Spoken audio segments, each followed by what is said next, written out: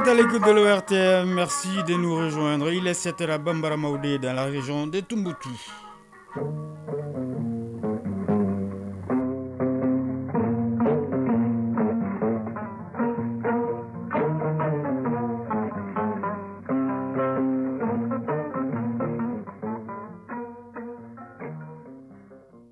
Le journal Kodi Sibi. Mesdames, Messieurs, bonjour. Bamako abritera bientôt la session des évêques. C'est un événement qui fera connaître le programme d'activité de l'Église. Le ministre en charge des affaires religieuses était à l'archevêché de Bamako pour apporter le soutien de l'État à l'Église. Notre pays prend part à la semaine russe de l'énergie dont les travaux ont démarré hier à Moscou. Une 7e édition dont le thème est la coopération énergétique dans un monde multipolaire. La délégation de haut niveau est conduite par le ministre de l'économie et des finances Alousseni Sanou qui a participé à un très important panel hier. On en saura davantage avec nos envoyés spéciaux. Dans la page des sports, il sera question de basketball avec les interligues au tournoi de montée en première division qui se déroule du côté de Bougouni. En football, Al-Ali, Zamalek, tous deux clubs d'Égypte, c'est l'affiche de la Supercoupe 2024 de la CAF prévue ce soir. Enfin, la chronique du développement nous parlera aujourd'hui des prêts concessionnels entre une entité étatique et les institutions financières internationales. Voilà pour le sommaire. Bienvenue dans ce journal. La session ordinaire des évêques du Mali s'ouvre bientôt à Bamako. C'est un rendez-vous des évêques qui décline le programme annuel des activités à mener au compte de l'Église pendant l'année. À cette occasion, le ministre des Affaires religieuses, du culte et des coutumes s'est rendu à l'archevêché de Bamako pour exprimer le soutien et l'accompagnement du gouvernement du Mali à l'Église. On en sait davantage avec Ba Traoré. Le ministre des Affaires religieuses, du culte et des coutumes à l'archevêché de Bamako pour donner le top départ de la première session ordinaire annuelle des évêques. Cet événement est d'une importance capitale pour la conférence épiscopale. Jonas Dambélé est l'évêque des Cailles et porte-parole de la conférence des évêques du Mali. Nous commençons l'année pastorale avec cette session. C'est l'occasion pour nous de programmer un peu comment nous allons passer cette année. Au niveau de l'Église, bien sûr, mais toute l'attention que nous devons aussi envers notre pays, le Mali. Cette visite du ministre en charge des Affaires religieuses traduit tout l'accompagnement des autorités du Mali à l'Église pour cet événement. Mahamadou Kone, ministre des Affaires religieuses, du culte et des coutumes. Le Mali est un et indivisible dans tout ce que nous entreprenons. Bien que nous soyons dans nos idées différentes avec nos religions, mais nous sommes les mêmes dans la foi. Nous sommes les mêmes dans la reconnaissance d'un être supérieur qui est le Seigneur. Nous les appelons à ce qu'il guide nos pas vers les bons chemins. Et surtout, vous avez la reconnaissance de l'ensemble des Maliens par rapport à tout ce que vous faites. Nous ne pouvons jamais être vraiment en déphasage de ce que vous êtes en train de faire. C'est pourquoi on est là pour vous dire que tel que vous ressentez l'état de votre chair, vous êtes ressenti dans la chair de l'état aussi. Lors des travaux, des prières seront faites pour les victimes des événements douloureux que traverse notre pays. Ouverture hier à Moscou de la semaine russe de l'énergie, la coopération énergétique dans un monde multipolaire. C'est le thème de la 7e édition de la semaine russe de l'énergie. Responsables politiques, dirigeants d'entreprises, experts du secteur énergétique échangeront tout au long du forum sur les tendances mondiales de l'industrie énergétique et du secteur des carburants. Notre pays prend part à la rencontre à travers la délégation de haut niveau conduite par le ministre de l'économie et des finances, Alousseni Sanou, qui a d'ailleurs participé à un panel sur le thème « Énergie faible en carbone, base d'un développement durable ». Envoyé spécial à Moscou, Yaya Konaté, Tchétché Kamara. Elle fait partie des ressources les plus convoitées de la planète. Qu'elle soit fossile ou renouvelable, l'énergie constitue un élément central du développement de tout pays. Dans un monde où les besoins vont sans cesse croissant, la Russie invite à la réflexion sur le sujet. L'événement est un forum dénommé Semaine russe de l'énergie, un rendez-vous devenu en cette édition une des principales plateformes internationales consacrées aux questions d'actualité relatives au secteur énergétique et à celui des carburants. L'édition 2024 de la Semaine russe russe de l'énergie a pour thème la coopération énergétique dans un monde multipolaire. Alouseni Sanou, ministre de l'économie et des finances. Aujourd'hui, tout le monde sait que nous avons des défis importants à relever au niveau mondial, notamment par rapport à la gestion des conséquences du réchauffement climatique. Comment le monde peut s'organiser dans une coopération multipolaire pour pouvoir faire face à ces enjeux. Face à des responsables politiques, des dirigeants de grandes entreprises et autres experts du secteur énergétique, le président de la Fédération de Russie a fait l'état des lieux de la situation énergétique au niveau mondial, de la transition énergétique dans son pays, sans oublier le partenariat nouveau avec les pays amis en vue de les aider à développer des énergies propres. Nous savons qu'il y a aujourd'hui d'un côté les pays occidentaux qui sont assez jaloux donc, de leurs acquis et nous avons le sud global qui est en train de se former autour des pays comme la Russie, la Chine, les BRICS, etc. Donc des pays qui sont en train de démocratiser les technologies de l'énergie et propre, l'énergie liée au lithium, au gaz naturel, l'énergie liée à l'énergie atomique. Donc toutes ces richesses que nous avons aujourd'hui et qui doivent être partagées. Donc la question fondamentale qui se pose, c'est comment les pays peuvent harmoniser leurs efforts pour que la formation, le développement industriel, la sécurisation et la sécurité autour de ces énergies puissent être partagées pour que chacun des pays puisse avoir accès à cette technologie. Espace d'échange et de conclusion ou de consolidation d'accords de partenariat, la Semaine russe de l'énergie est aussi un haut lieu de réflexion à travers des panels sur diverses thématiques. Les énergies faibles en carbone, base d'un développement durable, était justement le thème d'un des tout premiers panels. Invité à se prononcer sur les voies de la transition énergétique choisies par le Mali et les projets en matière de valorisation du lithium pour un avenir sobre en carbone, le ministre de l'économie et des finances a mis en exergue les choix opérés par notre pays. Nous avons beaucoup de capacités en matière de développement agricole. Aujourd'hui, nous avons besoin de beaucoup d'énergie, comme tous les autres pays, pour pouvoir transformer les produits agricoles et créer une industrie de transformation qui va permettre de changer structurellement notre économie. Donc les sociétés avec lesquelles nous sommes en train de faire les transactions en matière de lithium, notamment la Fédération de Russie qui est un partenaire stratégique, parce que le président de la transition a bien voulu sérier les produits miniers, les produits comme l'uranium, le gaz, le lithium sont considérés comme des produits stratégiques aujourd'hui. Et dans le cadre de ce partenariat, nous envisageons donc de faire l'extraction des produits comme le lithium, son enrichissement au départ à 6%, afin d'aboutir dans un délai raisonnable de 10 ans à la fabrication des batteries sur classe. Pour un avenir pauvre en carbone, on retiendra que la plupart des pays font aujourd'hui le choix de l'énergie nucléaire. Leader mondial en la matière, la société Rosatom, initiatrice du débat, exporte son savoir-faire dans de nombreux pays à travers le monde. À noter que le programme de la Semaine russe de l'énergie prévoit pas moins d'une trentaine d'événements divisés en plusieurs catégories thématiques. Moscou, Yaya Konaté, Tchédié Camara pour l'ORTM. On reste à Moscou pour parler de cette séance de travail et cartes géologiques. Des géologues russes sont attendus à Bamako le mois prochain avec les techniciens maliens. Et c'est la question de l'établissement d'une carte géologique complète pour notre pays. Un outil précieux dans le cadre de la recherche et de l'exploitation minière. À marge de l'ouverture de la Semaine russe de l'énergie, la délégation malienne a fait le point de l'avancement du dossier avec le représentant de la société Rose Géologia. L'établissement de la carte géologique du Mali avait fait l'objet d'un mémorandum d'entente entre les deux parties. Le ministre des Mines, Amadou Keïta, donne ici des précisions au micro de nos envoyés spéciaux, Yaya Konaté et Tchédié Camara. Il était question dans un premier temps de faire le rappel justement de nos engagements. Et après ça, nous avons décidé d'avancer très rapidement. Et pour ça, Géologia va envoyer une mission à Bamako courant octobre. Elle va travailler avec nos experts pour que nous puissions mettre à disposition l'ensemble des données. Et à leur retour, ils ont un délai de 2 semaines pour nous envoyer un plan de travail. Et ce plan va comporter donc le chronogramme pour la livraison des différents rapports et les coûts afférents.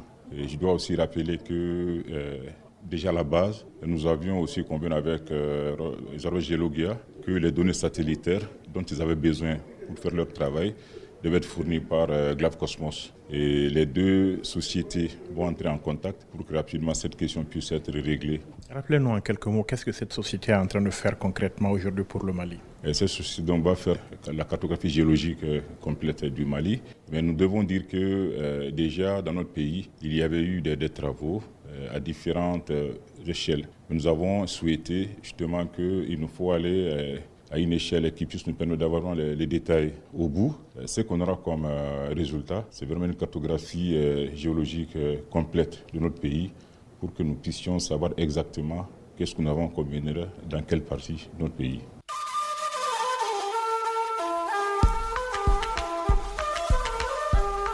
AES, actualité.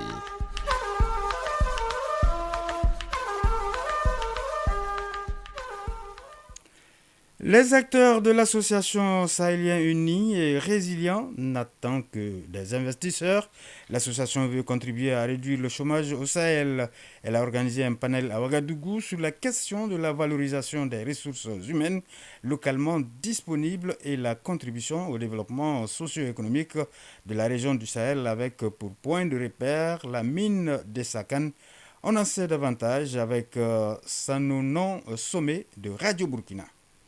La société minière Essakan mise sur le renforcement des capacités des jeunes de la région du Sahel à travers le programme Ayam Andal. Sa vision, c'est de lutter contre le chômage dans la région, selon le représentant du directeur général d'Essakan SA, Franck Napon. Le programme Ayamdal vise à donner de l'expérience aux personnes qui ont une formation de base parce que nous croyons qu'en poussant cette expérience, ça donnera plus de chances d'emploi. Quand on parle d'employabilité, c'est également ça. Vous allez voir souvent que les gens vont chercher de l'emploi et on va leur demander quelle expérience ils ont. Donc nous nous sommes donné le devoir de pousser, de favoriser au niveau de la région du Sahel cette expérience de stage. Donc les gens viennent, ils sont en contact avec la réalité du terrain et ça peut les orienter quant à la poursuite de leurs études, mais aussi ça ouvre une porte à un éventuel recrutement si le besoin se faisait ressentir. La société présente également les opportunités d'affaires aux entrepreneurs de la région, ajoute Franck Napon. Nos activités génèrent beaucoup de besoins. Nous présentons les opportunités d'emploi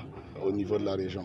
L'autre élément, c'est que nous accompagnons les entrepreneurs à pouvoir répondre aux normes même de Ayam Gold et Sakan SA. Nous faisons la promotion du contenu local, donc on veut que nos fournisseurs viennent du pays, mais aussi viennent surtout de la région du Sahel. Le panel vise à inciter les jeunes de la région à entreprendre à travers l'expertise de la société minière Essakan, explique le coordonnateur de l'association Sahélien Unis et Résilient, Nouhoun Madani Diallo. L'un des problèmes que nous vivons aussi bien au Sahel qu'au Burkina, c'est le manque d'emploi des jeunes. Donc l'idée, c'est demander à Ayam Gold de partager son expérience en matière d'emploi des jeunes, des ressources humaines et surtout comment les jeunes peuvent mener des activités pour créer leurs propres entreprises. Parce que comme vous le savez, l'État ne peut pas employer tout le monde. Donc les enjeux, c'est vraiment de mettre dans la conscience des jeunes sahéliens que pour gagner du travail, la meilleure option, c'est justement de voir comment créer son entreprise et cela est faisable. La société minière Essakan SA a investi dans la région du Sahel dans les infrastructures sanitaires et éducatives.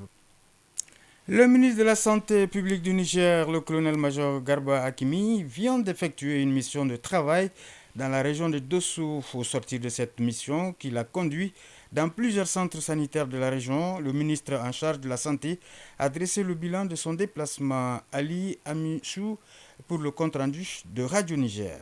Les membres de la mission ont suivi d'abord avec intérêt la présentation des activités menées par la direction régionale de la santé publique de Dosso, présentation marquée bien sûr par des efforts d'analyse et une promptitude à ressortir les principaux indicateurs de performance et des innovations faites par la direction régionale de la santé publique. Plusieurs instructions ont été données, des engagements pris de part et d'autre, mais également des recommandations formulées. À la direction régionale de santé publique de la population et des affaires sociales et aux districts sanitaires, veiller à la supervision intégrée de qualité des centres sanitaires et sociaux à tous les niveaux, renforcer l'analyse et l'utilisation des données produites pour la prise de décisions appropriées, s'assurer de la fonctionnalité de tout équipement avant réception à tous les niveaux, renforcer la surveillance épidémiologique avec un accent particulier sur la surveillance transfrontalière. Le ministre de la Santé publique, de la Population et des Affaires sociales, le médecin colonel-major Garba Hakimi, a remercié de vive voix tous les partenaires techniques et financiers, les autorités régionales et les populations de Dosso pour leur soutien indéfectible dont ils ont fait montre tout au long de cette mission. Dosso, d'où vous a appelé Ali Hashim.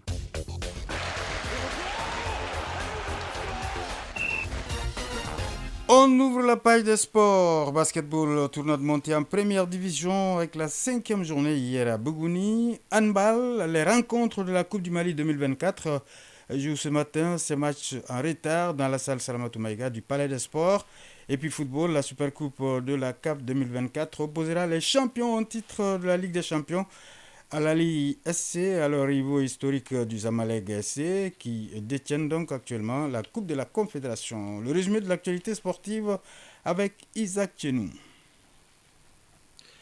Football, la Supercoupe de la CAF Total Energy 2024 opposera les champions en titre de la Ligue des champions de la CAF El Ali d'Égypte à son rival historique Zamalek du Caire, qui détient actuellement la Coupe de la Confédération pour un affrontement de haut niveau.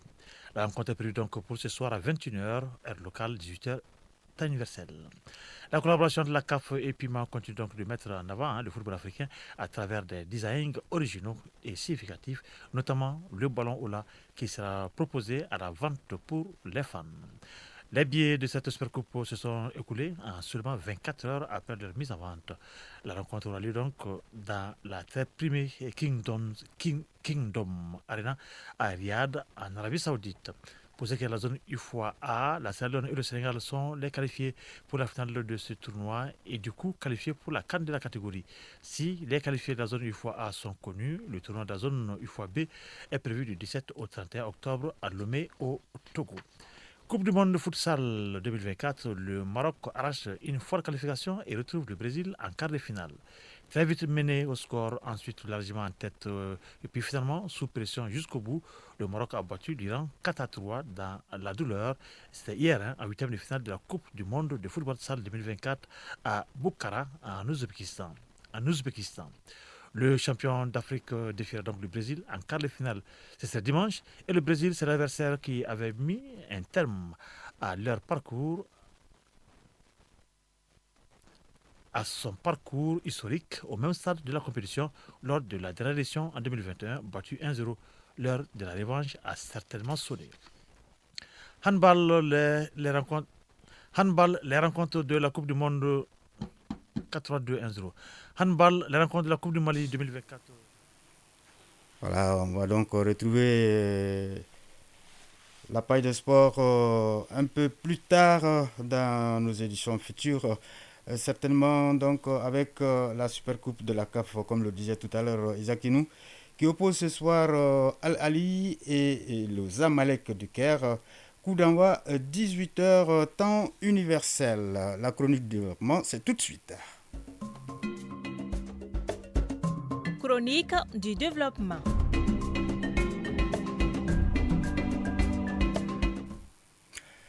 La chronique du développement du jour s'intéresse aux prêts concessionnels entre une entité étatique et les institutions financières internationales. Si ce type de prêt présente des facilités d'accès, en revanche, il peut provoquer le surendettement des pays emprunteurs, notamment ceux en voie du développement. Alors, qu'est-ce qu'un prêt concessionnel et quels sont ses avantages? Élément de réponse dans ce numéro de la chronique du développement avec Soumaïla Berthe et Marc Dambeli. Les transactions financières entre un État et une institution financière internationale se font généralement sous forme de dons ou de prêts. Les prêts sont de plusieurs natures et parmi eux, il y a ce qu'on appelle les prêts concessionnels. Pour mieux comprendre ce type de prêts, écoutons les explications du Dr Mamadou Sissé, économiste. Le prêt concessionnel, pour bien le comprendre, il faut l'opposer au prêt non concessionnel. Le prêt non concessionnel, c'est les prêts qui sont octroyés dans des conditions du marché. C'est-à-dire qu'un gouvernement, une entreprise ou encore une structure qui décide de prendre un prêt au prix du marché, entendez par là le taux exigé par le marché, ces types de prêts sont appelés prêts non concessionnels. Maintenant, parallèlement à ces prêts, un gouvernement peut avoir accès à des prêts qui sont donnés par des institutions internationales, par exemple le FMI ou la Banque mondiale, peut accéder auprès de ces institutions-là des prêts qui ne sont pas calqués sur les conditions du marché. Donc ce sont des prêts qui sont donnés en dehors du circuit normal des marchés financiers et qui lient deux entités, généralement les institutions internationales et des États. Si les caractéristiques des prêts concessionnels leur confèrent un statut particulier, parmi lesquels l'élément don, alors quelles sont les conditions qu'un pays doit remplir pour accéder à ce type de prêts? Ce sont des prêts qui sont octroyés dans des conditions moindres que celles exigées par le fonctionnement du marché avec l'application de l'élément don. Maintenant, les caractéristiques, les deux dimensions de capacité et de vulnérabilité sont couplées pour mettre en relief la possibilité du pays d'y accéder. Donc, les institutions vont maintenant tenir compte du fait des dimensions qu'on peut associer à la capacité macroéconomique du pays ainsi qu'à sa vulnérabilité. Et dans ces conditions, il y a deux grandes dimensions qu'il faut retenir, à savoir est-ce que ces dimensions sont inférieures ou supérieures. Pour l'appliquer au cas du Mali, par exemple, les institutions comme le FMI déterminent que le Mali a des capacités de gestion macroéconomique inférieures et qui sont couplées aussi à une vulnérabilité d'endettement inférieure. Donc, ces deux critères permettent au Mali d'accéder aux prêts concessionnels. En dépit des facilités qu'offrent les prêts concessionnels, le surendettement des pays en voie de développement reste un goulot d'étranglement. Alors, quel rapport y a-t-il entre ces deux concepts? Dr Mamadou Cissé, économiste. Le surendettement du pays, c'est un concept qui de plus en plus devient très discutable pour la simple raison que les seuils qui sont fixés ne sont pas des seuils scientifiquement démontrés, les seuils de 80%, de 60% du PIB. Parce que simplement, l'endettement du pays est généralement calculé, le degré d'endettement du pays, bien sûr, à partir du ratio entre la dette et le PIB. Ce ratio est discutable d'un point de vue scientifique parce qu'il met en relation d'abord deux paramètres qui n'ont pas les mêmes spécificités, parce que la dette est une variable de stock, tandis que le PIB est une variable de flux. Le plus souvent, les institutions tiennent entre 60 jusqu'à 80% du pays. Mais nous constatons qu'avec la pandémie de la Covid-19, ce ratio a été pulvérisé. Vous prenez les pays développés qui sont intervenus massivement dans les aides sociales, ce ratio est pulvérisé. Le surendettement n'est pas un concept scientifiquement admis. Mais qu'est-ce qu'on fait de la dette surtout? C'est ça qui est le point le plus important. En tous les cas, la problématique du surendettement des pays à revenus faibles reste entière. Toutefois, selon les spécialistes, le Mali, avec une projection des taux d'endettement de 57% du PIB en 2024-2025, accéder aux prêts concessionnels ne posera pas de problème macroéconomique durant cette période. Voilà, 7h passées de 23 minutes sur les fermes ce journal. Mise en onde de Mamadou Bedialo, présentation Kodi Sibi, mise en ligne Mohamed Koulibaly. Merci au rédacteur en chef adjoint Ousmane Daou qui m'a aidé à le préparer. Nous vous souhaitons passer une excellente journée de vendredi en compagnie de nos programmes.